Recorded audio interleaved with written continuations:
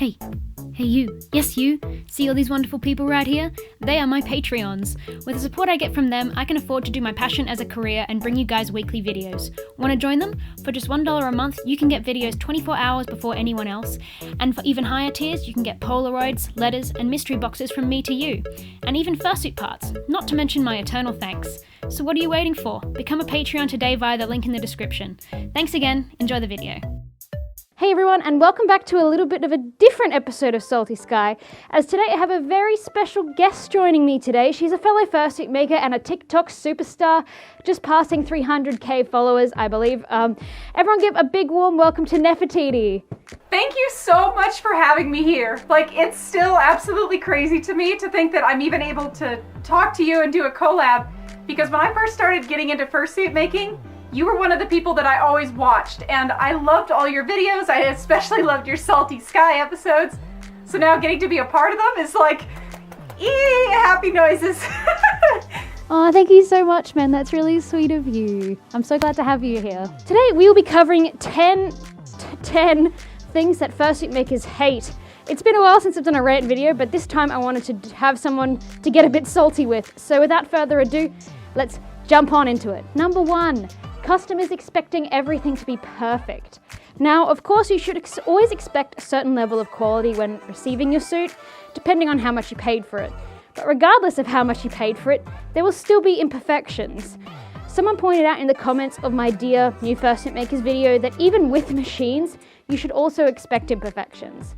I see people, mainly on Instagram, let's be real here, receiving a stunning suit and they make an entire video going, "This seam is a couple millimeters loose. This shave job is not perfect. This carve is asymmetrical here, here, and here. There's a bit of glue showing here, a wrinkle here. It's terrible. I want a refund."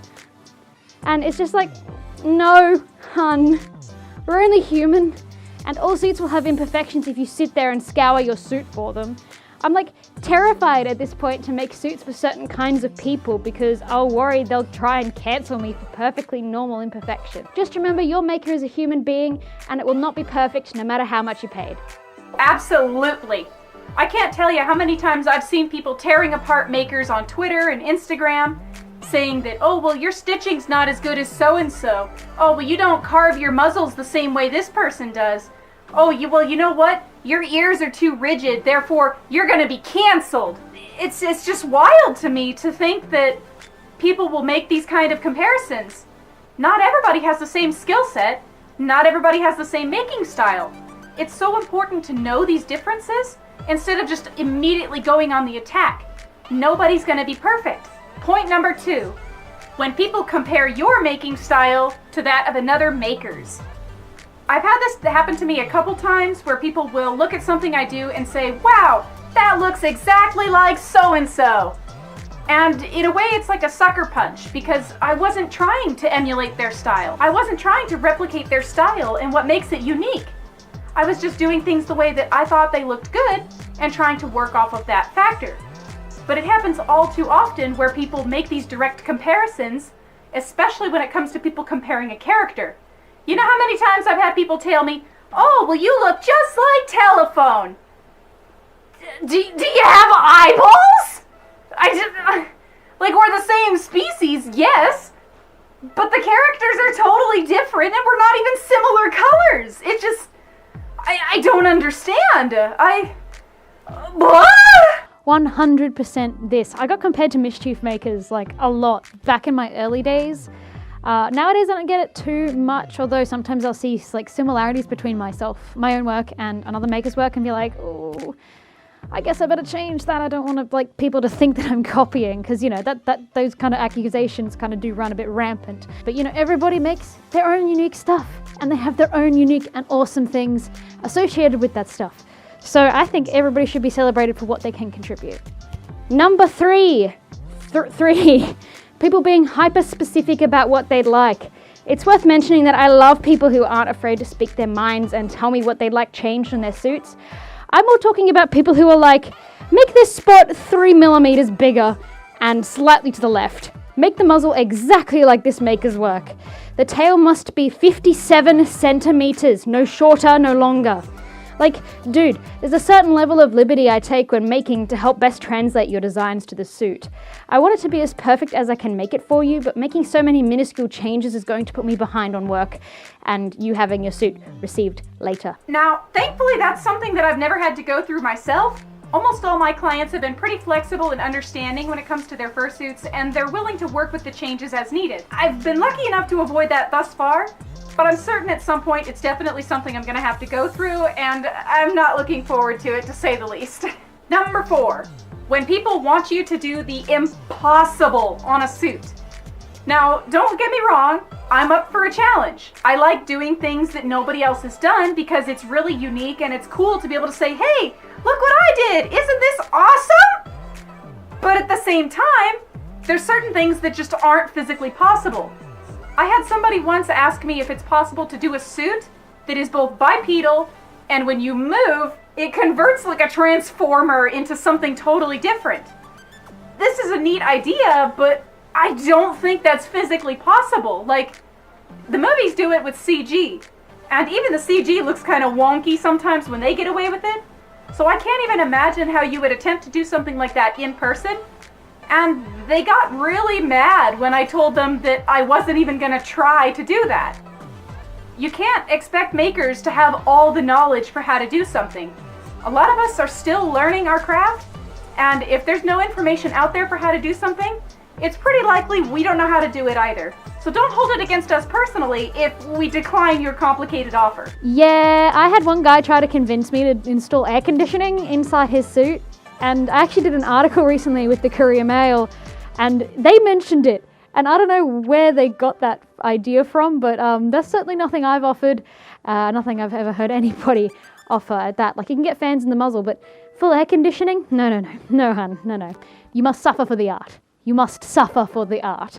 Somebody was like, can you make my fursuit change expressions and stuff? And I'm like, I can do eyelids. And they were like, no, I want it to happen in suit. And I'm like, no. And you know what? We reserve the right to say no. We reserve the right to refuse something that we think is out of our skill set, especially if we can't do it justice. So there's that too. Number 5, poorly made duct tape dummies. Especially coming from someone who's in Australia, a poorly made DTD always makes my heart sink. Because it means I gotta break the news to you that it won't work for your suit, and that you have to make it and send it again. I don't particularly enjoy being that person, and I'd love to be able to use it straight away. I had customers that did shrink on me because they used the wrong kind of duct tape, and I felt so awful asking them to remake it because it's just not a pleasant process to create. It's also a bit irritating when I gotta go around patching holes because the dummy is popping open when I try to stuff it, so please try to make it awesome on the first try. Now, thankfully, I've never had any issues with duct tape dummies being sent to me that were bad, but I did have one that came from Luxembourg. And when it arrived, I guess it had been in transit a little bit too long because the tape started to pull apart at the joints on the shoulders, sometimes on the side, and there was a little bit near the groin that had started to pull apart just from the temperature and the shipping age. It did get lost in transit for like a good month, so that's very likely what contributed to it. And I had to get the client to take accurate measurements of their arms and limbs and everything so that when I repaired it, I made sure everything was still the correct length that it was supposed to be. It was a little bit difficult to work through, but it wasn't a bad duct tape dummy. It just fell subject to shipping bananas, you know? Number 6, when people come to you with a ref sheet that is clearly traced. I can't tell you how many times I have had people come into me and ask for a fursuit quote, or just they don't even ask for a quote. They just come in asking for a price on something, and they're like, how much is this? But they've got a ref sheet that's very clearly traced from somebody else's ref sheet, and it's really easy to tell that it is. Or in the worst case scenarios, I've had people come to me asking me to make them a fursuit, giving me the ref sheet, and it's traced from my own artwork. Like, I'm not stupid. I can tell that was my art. I can tell that's my character. I'd recognize my own art style. And when I jump on the gun and accuse them of it and say, hey, you know, it's really not cool to do this. I have tons of free bases on my website you could use. Why did you choose to copy my character and just change the colors around? And it's almost always met with some excuse like, I didn't know it was your character. You did. You clearly did. It just, it irritates the heck out of me when people trace and then try to get away with it and act like they didn't do it when it's very obvious they did. Oh yes, oh yes, oh yes, oh yes, oh yes. I have had traced ref sheets and a half. Sometimes I'll see it and I'll look at it and I'll be like, that looks like it's just like the old character, and then they've like scribbled on like one marking change, or I've seen people trace free to use bases, which is really weird. It's like, it's there for you to use for free. Why would you just not use it instead of just taking the time to trace it? I don't understand. I've had one guy back in my early days, and he just sent me this FA note, and it was very confusing. I'll see if I can put it up for you to read and pause if I can find it again. I think I mentioned it in the video once, but he was like, I want it to be a baby fur, and I want it to be blue, and and they included this photo of I don't even know. I probably should. I think it's probably either it might be a phoenix. No, I think it was a phoenix nest suit, phoenix wolf at the time. And they were like, I want this. And I'm like, no, please leave me alone. Because no, I was like 15 at the time as well. So I was like, go away. Number 7, inaccurate reference sheets. Your reference sheet is what I use to make all of my major making decisions on. If your reference sheet is unclear or has errors, it can influence how your suit turns out. I've had a few characters where the reference art they gave me was different from the front than it was from the side, or had inaccurate colors and details, and I had to reorder furs and fabrics to match the correct portrayal of the character. So please give your reference sheets a very hard look over to decide whether it needs updating before commissioning a suit. Oh yes, inaccurate reference sheets are definitely a real pain in the neck to work with, because oftentimes the client doesn't communicate exactly what they need right off the bat. That's one of the reasons why whenever I request a ref sheet for a quote for a fursuit, or if I'm accepting the commission, there are certain prerequisites that I require. Number 1 being, the fursuit ref has to be digital. You can't work off of a traditional reference sheet because the colors aren't going to be accurate. The other thing is you ask them for multiple images of the character. If you're going to be commissioning a multi-$1,000 fursuit, I would really hope that you have at least a couple images of the character you're commissioning, so that the maker has a better idea of what they look like from a couple different angles, because it's really good to have multiple angles when we're trying to work off of something like that. But either way you slice it, accurate reference sheets are super duper important. Number 8, characters with impossible markings. Now, there are some fursuit making gods out there, like Elk Dragon, or I think it's Elkcraft now, but they can do things with fursuits that you see the amount of markings they put on them, and you're like, how on earth did you achieve that? That looks impossible. Look at all the crisscrossing colors and markings. Oh my goodness, that's wild. But not everybody has that magic sparkle to be able to understand how to do that. I've had a couple people come to me in the past that have asked for fursuits, and their character has like full body gradations.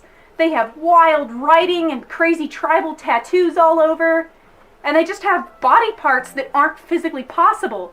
Like there was one where the character was missing half their torso, and they were like, yeah, can you just like make that part not be there? Like, can that be invisible or something? And it's like, what? No, you can't. Like, you could try green screening it, but you're still gonna physically see it in person. So it's just not possible to make something like that. And it's happened so often, so please try to have something that's at least somewhat fursuit friendly. Fun fact, there's actually a guy at the local meet who has a character with like half lightning crackle markings and half like magma cracks markings, and was like, Sky, can you do this? And I'm like, I'm gonna have to simplify it a lot. Are you okay with that? And they're like, no. And I'm like, then perhaps not. I had another friend who was looking to get a really complicated character marking suit, and I actually sent them stuffed pandas way, and they ended up getting with a stuffed panda suit, which looks absolutely amazing, and the hand markings are all hand sewn, and they were adamant they didn't want airbrushing. Airbrushing can mean that you can do a lot more crazy stuff with your markings, but it's definitely not a fix-all, and the problem with airbrushing is you have to get it redone. With friction and sweat and stuff, it does come off. So you do have to get it redone every now and again. Number 9, when fursuits disappear off the face of the earth once it leaves my hands.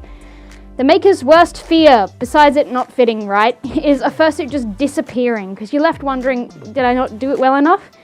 Didn't they like it? Did it not fit comfortably? That part of the job that is the most rewarding for me is seeing the suits out and about and being worn. That's what they're made for after all. Plus, it's a great test of quality of your work to be able to see how much it is being worn and how often it requires repairs. It's also useful to see how the suit holds up over time. Yeah, I can relate to that one as well. As a maker, when we build a suit, we pour our hearts and souls into them. And it's like our baby, you know? We love to see it being loved by the person who bought it, and when it just disappears off the face of the earth, it's a little bit heartbreaking to think, was it something I did? That anxiety kicks in and you start to think about, well, maybe they just didn't like it, maybe I did something wrong, maybe it was uncomfortable, maybe it didn't fit right, and they just don't want to tell me about it because they're afraid of hurting my feelings. It hurts a lot more when you don't tell us what's wrong, or when it just disappears off the face of the earth. We understand not everybody's a super social butterfly and doesn't want to post on social media all the time, but it still sucks to not see the suit anymore and just have it vanish. And number 10, the one that I'm sure every fursuit maker absolutely hates with every fiber of their being. When people come to you asking you to make them a fursuit, but they say, oh, well, I don't have enough money because so-and-so reason or blah, blah, blah excuse. I just really want one because I need one. Like, first of all, you don't need a fursuit. Nobody needs a fursuit. They're a luxury item that's completely optional in your life. And if you truly want one, you'll save up the money to get one properly instead of begging the maker to make you one with some pity story. I see this happen all the time, and it's super disrespectful to the maker to do this. They're taking their time to answer your question and see if you're actually genuinely interested in purchasing a suit from them, and then just to turn around and say, well, I don't want to pay for it, but I really want it. That is so incredibly rude. It's a waste of the maker's time, and it's a waste of your time because you're most likely just going to get blacklisted over it. Honestly, the people who ask for free fursuits at this point are just entertaining to me. I'm just like, this is like number 624 of these messages I've received. That's nice, pat, and just kind of shoo them on their way and be like, be gone, thought, go away. But honestly, nowadays, I just kind of go, hey, that's really rude, and if you continue to do that, I will remove you from my commission list. I will blacklist you. I have a list on my phone of people who have been really rude or like really persistent with asking for free stuff, and they are blacklisted. I do have a record of that, and a lot of makers do keep record of that, especially if you don't take no for an answer. Usually people will be pretty polite. They'll say, hey, that's a bit rude. No, thank you. But if you continue to go, but you make fursuit for free. You make fursuit for free. For free? Please, for free. And you're like, no, I'm hungry and I want to eat food. But yeah, no, they do come up with like 1,000,002 excuses. Like, I've had some people lie to me and say they have cancer, and it's just like, I know people who have cancer. Could you maybe not do that?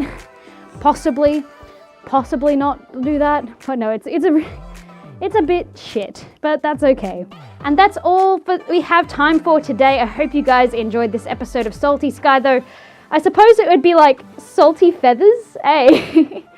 Thank you so much to Neffy for joining me today. Please go check out her YouTube and TikTok. All those links will be down below. Thank you so much, Neffy. And thank you, Sky, for having me. This was definitely a salty episode, but I feel like there's a lot of good info in there too, so we're all going to keep those good happy vibes flowing for the rest of the time. I'll see you guys next week with a new video. Bye, everybody! Bye now.